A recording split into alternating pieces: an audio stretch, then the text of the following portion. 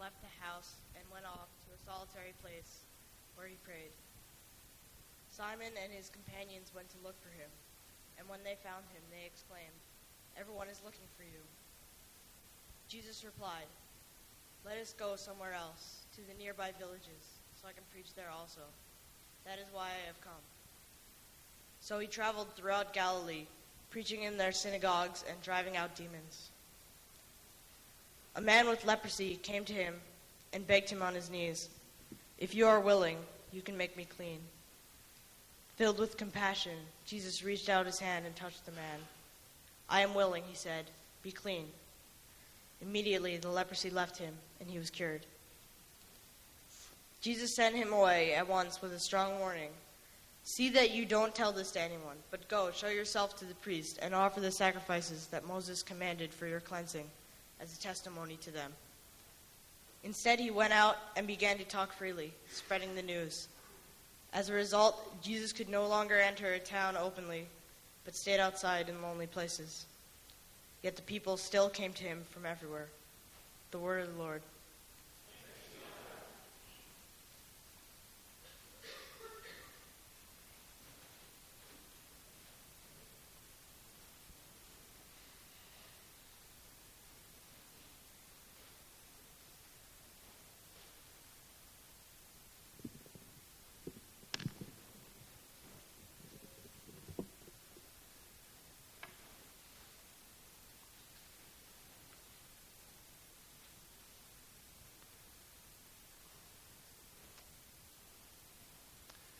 There are two kinds of people in the world.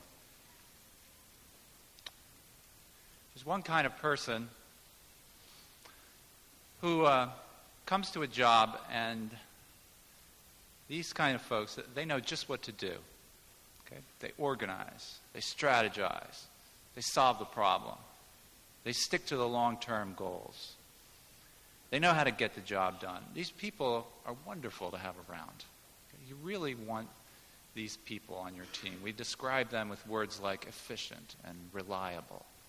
And you want them around because they get things done. Great people, wonderful people. But with these kinds of people, there's almost always a besetting fault that comes along. They get the job done, but sometimes at the expense of the needs of the people around them. They tend to lose sight of the point of the plan that they're achieving. Okay? Their living room is so clean that you are afraid to sit down in it.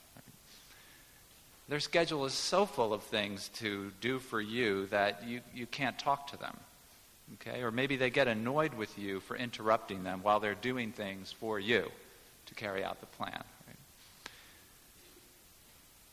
Their sin is the tendency to put the plan above the people. But there's the other kind of person. Okay? These people never seem to mind when you interrupt them. They're eminently interruptible. Okay? You get a sense that you're important when you're around them. Okay? They're such wonderful people to have around. We describe them with words like available and warm. And you really want these people on your team because they remind you of the reasons for doing what you're doing. Okay? But these folks have a hard time often getting things done. They seem unable to stick to the longer-term goals. They often apply for extensions. They lose the keys. Their living room doesn't get clean, or if it does, only frantically. But their sin is a tendency to put people above the plan. Now, of course, I'm simplifying the world here, but I'm describing, maybe you're along a spectrum, but I'm describing the poles here for a reason. You take my wife and me. By the way, my wife sends her love to you, and my whole family does, actually. They're very anxious to be coming up here, and when we get an apartment, they're going to be joining us, and they're geared up for it. They want to come and be with you. Someone said to my 5-year-old daughter recently, after the weather changed down there, someone said to her, "Are you cold?" She said, "No, I'm a New Yorker." I guess there's various ways to interpret that. I'm not just cold. But they're really psyched to come. And but my wife and I, our marriage has really been a 12-year study in what happens when you take two of these people on opposite poles that I just described and put them together to work together, to be married to each other. Now, I'm going to leave it to you to guess which one of us is which. We've changed each other a great deal. I mean, that happens in a marriage. We have changed each other a great deal, but still, we're still on these poles. Supposing, though, that you met one person who had the strengths of both and the weaknesses of neither. What would he look like?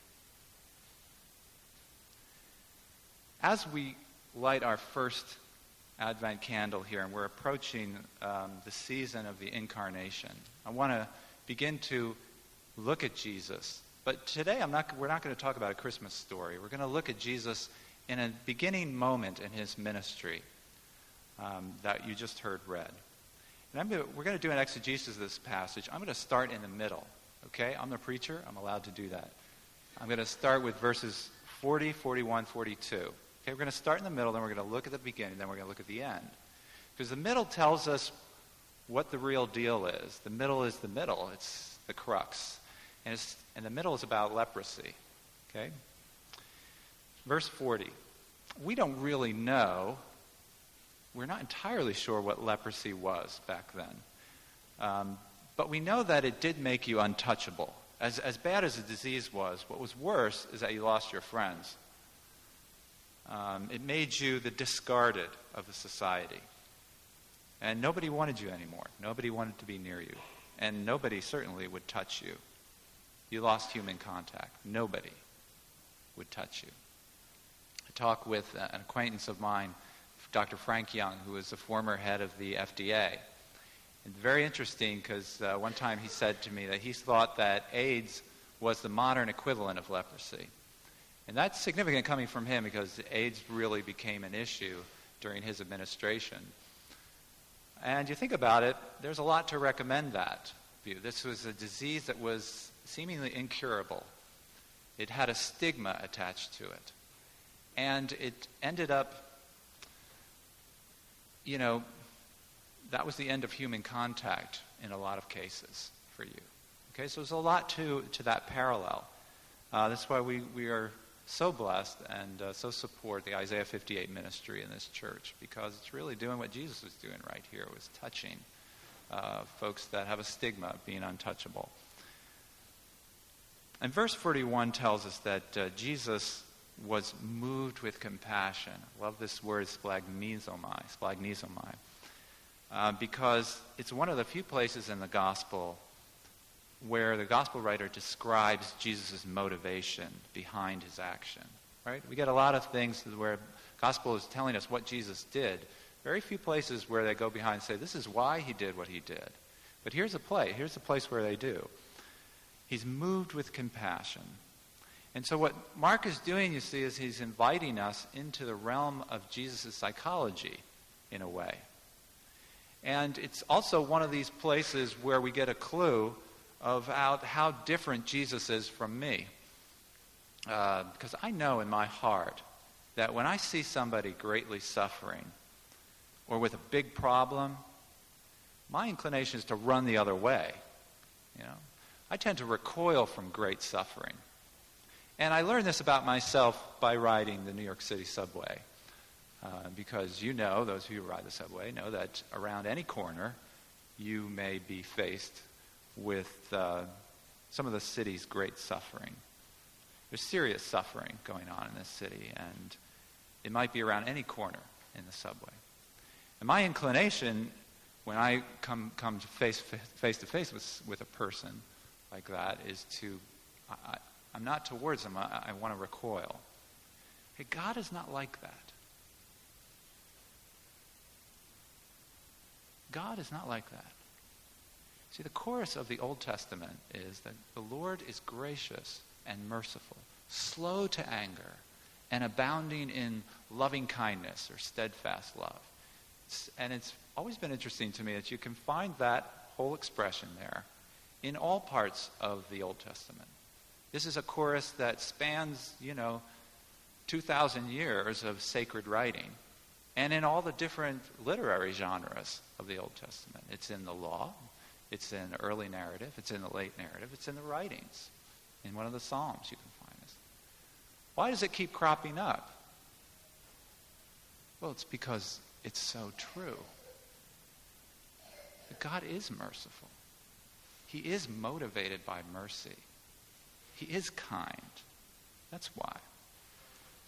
So when you see in verse 41, and the way it's written is very deliberate, Jesus reached out, says the gospel writer, and he touched him. It's very deliberately written. Because that was just not something that you did. You did not touch a leper. And motivated by his compassion, Jesus reached out and he touched him. That was an astonishing thing to do. So you see the gospel writer's surprise at this. Now this is something, I'm bringing this out because it's something that you need to know. When you're in need, if you're in need this morning, especially in great need, God's heart is towards you. Okay? Yahweh is near to the brokenhearted. He saves the crushed in spirit. What Jesus is showing us here is the very heart of God toward great need.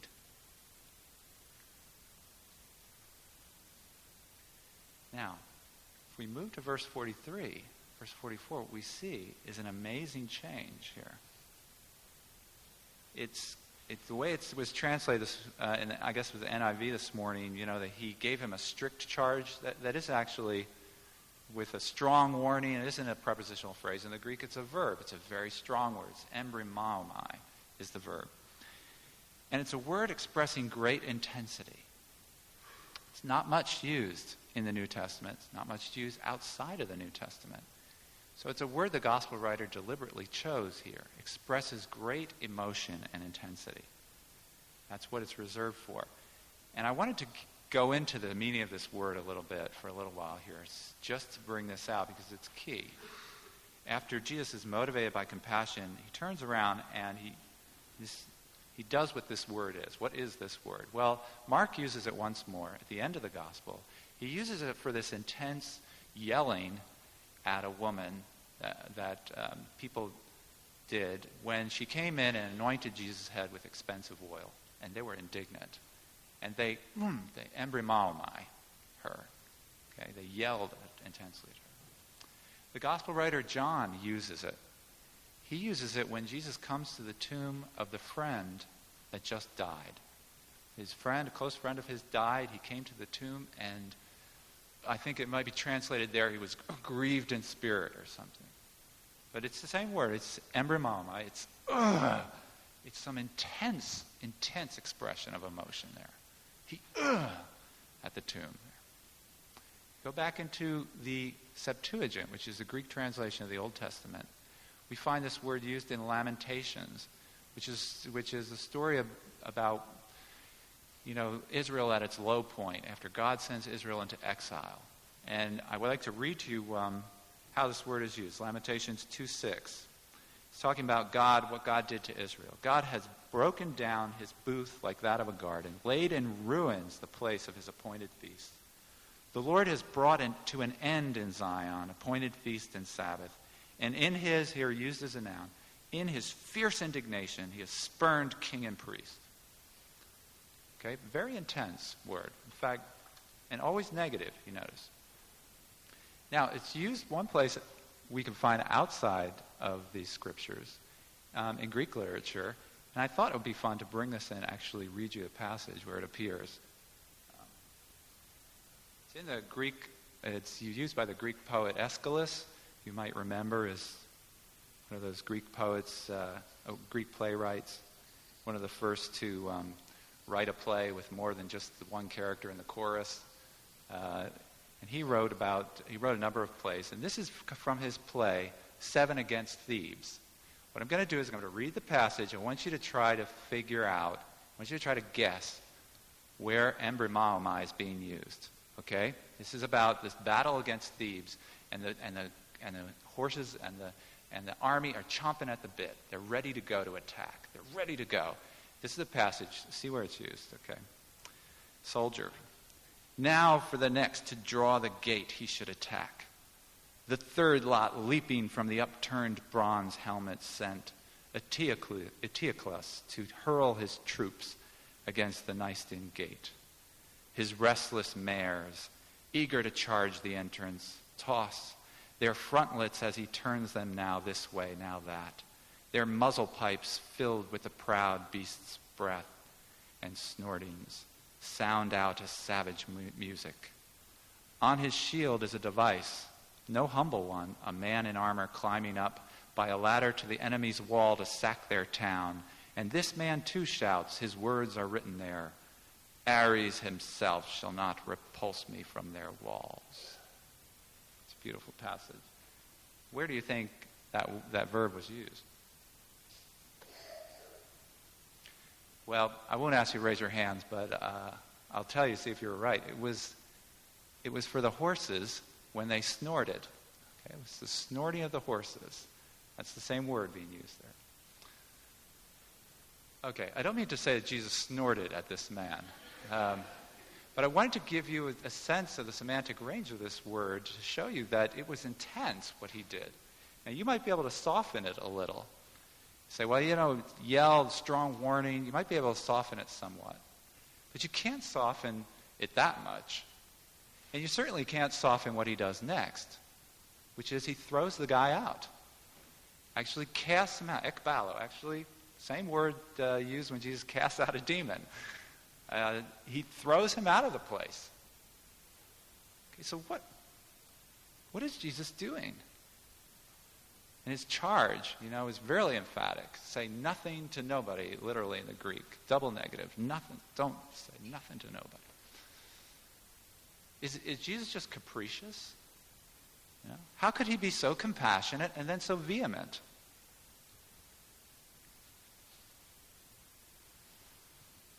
If I were a disciple, I think that there would be many moments like this where I'd be looking kind of back and forth, completely befuddled. And then maybe a long time later, maybe years later, suddenly realizing, wow, so that's what was going on. I never realized someone could be that good, that loving. Truly, God is love. I think that would be many moments for me like that as a disciple. Folks, I'm going to say to you, the reason that he yelled at the leper and cast him out, threw him out, the till recently leper, was to prevent the crowds. See, let's go back to verse 36 through 39. It sets it up for us. Okay, it sets up the reasons. The disciples are looking for Jesus high and low. And they're really looking for him. The verb tells us that, they were worried. Okay, they weren't just out for a jaunt in the morning. They were searching for him high and low, trying to find him. In verse 37, when they find him, they don't say, how are you? We missed you. What's up? It's what's on their mind is everybody's looking for you. The iron is hot, Jesus. Because of what you did, everybody's seeking you. You can tell they're being crowd-driven, these disciples. They're being people-driven. The audience is growing. The iron is hot. Jesus, let's keep striking. Let's do it right. And Jesus' answer is very odd in verse 38. And I loved how Ty read it there, very matter of fact. They're saying, everybody's looking for you. Jesus says, well, let's go somewhere else. You see that? Let's go somewhere else. Let's go into these other towns. But it's because of his ministry plan, which he tells them. That's why he wants to do this. And he lays out the plan. For this reason I came out. Do you want to know what Jesus' long-term project is? Here it is. He wants to get into as many population centers of this region of Galilee as possible to preach. Okay? That's his plan, to get into the towns. Okay? And verse 39 tells us that he was doing that. He was following that plan and actually doing it. That was his plan. Get into as many population centers as he could so people could hear him preach. Now, Jesus knew something about people. He knew that people are desperate. He knew that humanity is full of needs, that we're sold under sin, sickness racks our bodies. Many people are just desperate for hope. Jesus knew that. That much we can identify with. That hasn't changed much through time just because now we have vacuum cleaners. Okay? And he certainly wanted to minister to those needs. Yes. But he wanted his message to reach even the people who were not desperate. Oh, the desperate would come, for sure. But what about the others? What about the people who needed his gospel just as much, who still needed forgiveness and needed to be shown that they needed forgiveness? Who were just as bad off as the leper, but not so aware of it? Well, where were they? In the towns. And Jesus knew that if word got out that he healed a leper, not just cast out a demon, not just healed other diseases, but healed a leper, he'd be swamped. And if that happened, he couldn't take his preaching into those population centers anymore, into the business lives of the people while they were doing their work. He couldn't go and preach in the marketplaces. And a certain type of people would never hear his preaching again in person. And so out of his love for the non-desperate, he wanted that ministry to go on as long as possible. Just imagine, supposing that, 6 o'clock news tonight, you sit down, and it's announced that there's an instant cure for AIDS. Cure. Not just 3 drugs that put it off, but cure. Okay, instant. Or maybe cancer, too. Cancer and or AIDS. Cancer and AIDS. Okay. Put together. All right, comes across on the 6 o'clock news tonight. And, cancer and AIDS, that implies probably any other disease, right? Or maybe. It's also the newscaster tells you it's completely free. No medical insurance needed. All you had to do was show up, apparently. It's available in one man, only in one place, perhaps only one day. Supposing that comes across on the news. Now, what do you think the traffic pattern would be like Monday morning along West Side Drive? What do you think it would be like in the Holland Tunnel? What would it be like at LaGuardia? Folks, there were about 1 or 2 million people in Palestine at that time. And if you wonder what would happen, this news gets out. Well, you don't really have to wonder. If you have your Bibles, you can turn right back to verse 28 and see what happened after Jesus just did one exorcism. What happened? Gospel writers saying, these people coming from all over that region of Galilee. Or you could look forward, as we're going to do now, to what actually did happen in verse 45. See, the guy goes out, and you can see Mark's point here. He's making clear the lepers, the till recently lepers, disobedience. He says he talked freely, spread the news, directly disobeys Jesus' word, directly. Okay? And this is another proof that the Gospels are true. They're not just made-up stories. This is the kind of good thing to question that you might bring up at a Q&A, like we do here after the service. But it shows us here, just the way this is written, it's one of the reasons you can believe that it's true. Because this is just what would happen in real life if a miracle happened to ordinary folk like you and me. Okay? We have this idea sometimes that these people involved in these miracles were walking around with their feet 3 feet off the ground. That suddenly, something good happens and they stop sinning. They stop doing anything wrong. Not so.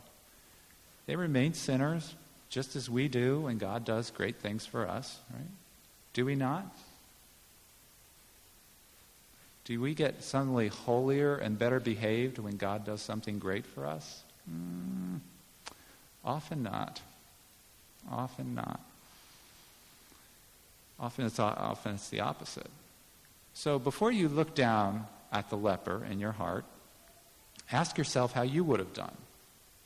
Have you ever even tried to not talk about something life-changing that you were excited about for the sake of another? You ever even tried that? He walked down the street, met somebody. Somebody say, didn't you used to be a leper? Yes, I used to be a leper. No one would come near me. Nobody would touch me. My life was in shambles. And Jesus touched me. And off he went all over Galilee. And the result is, and it's telling that Mark ends this passage, ends the pericope with this word in the Greek, pantothen. He actually ends the whole passage with this word. People are coming to him from all quarters, literally in every direction. Jesus looked north, people were coming. He looked south, people are coming. East, west, coming from every direction. He couldn't budge. And, going on in chapter 2, when he finally gets to Capernaum, people find out he's at Peter's house. There's so many crowds that people are just cutting through the roof to try to get to him. So in other words, by the end of the passage, people, because of the healed leper, Jesus' time of preaching in the towns was over, at least in that region of Galilee. And the rest of this half of the book pictures him as managing his ministry around the crowds. It's crowd management from this point on. Now listen, folks. When he met the leper, he knew that. He knew that possibility was right there in front of him. He knew it when the man fell to his knees in front of him. And what's perhaps the most amazing thing about this passage is that Jesus, knowing the risk, knowing the whole plan that he had, healed him anyway. He healed him anyway. Note two things. First, God's heart is being shown here. In spite of our misuse of his gifts, in spite of our disobedience, God wishes to do us good anyway, even if he knows it's going to happen. And that's what we see in Jesus. This is what God is like. That's what he's like. He will heal you and help you knowing that you may disobey him.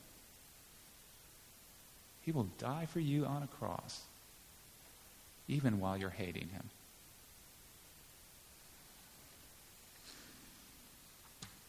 And secondly,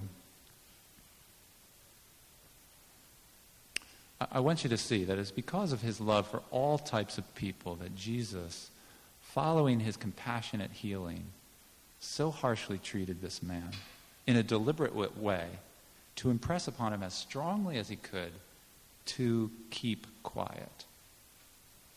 See, the compassion and the vehemence shows us God's perfect character. You know those two types of people in the world with their accompanying strengths and weaknesses? You got people whose lives are in control tend to put the plan above the people. You have people who are tender tend to put the people above the plan. Jesus held them both together perfectly. And then, after he did what he could, he entrusted himself to the Father. See, Jesus is not a control freak. He does not withhold the healing because this guy has the potential to mess up his crucial ministry plan. He stops short of letting his concern about being thronged too early prevent someone in need from receiving his help. He allows his compassion to make the decision to give this guy help. He didn't have to. He risked it, knowing that it was the better path to take. And then Jesus did all that he could to prevent the news from spreading, and then he entrusted the outcome to his Father. Do you see this beauty in Jesus? This is the one that you're dealing with in your life right now. Why the struggle? Why are you fighting him? Why? What is there to fight here? Why all this struggling to look for loopholes out of Christianity or out of his will for you that you know? I mean, isn't this the kind of person you always wanted to know? Somebody who can get things done, but who is sensitive to the people he's with? Well, here he is. Here he is, desirous of being your closest friend. I mean, isn't this the kind of person you always wanted to work for? You know, a boss who wasn't a control freak? Well, listen, here is one you can serve, who you can really believe in as your Lord. Isn't this the kind of person you've always wanted to elect? A kinder, gentler ruler, yet with a backbone for the long-term plan, for the long-term goal. Well, folks, he is king already, even without your vote. But you can elect him so in your heart. Why do you fight him? Imagine the leper and how Jesus looked at him, wanting to heal him in spite of his faults. That's how he looks at you. That's how he looks at me. Turn to him now as we pray.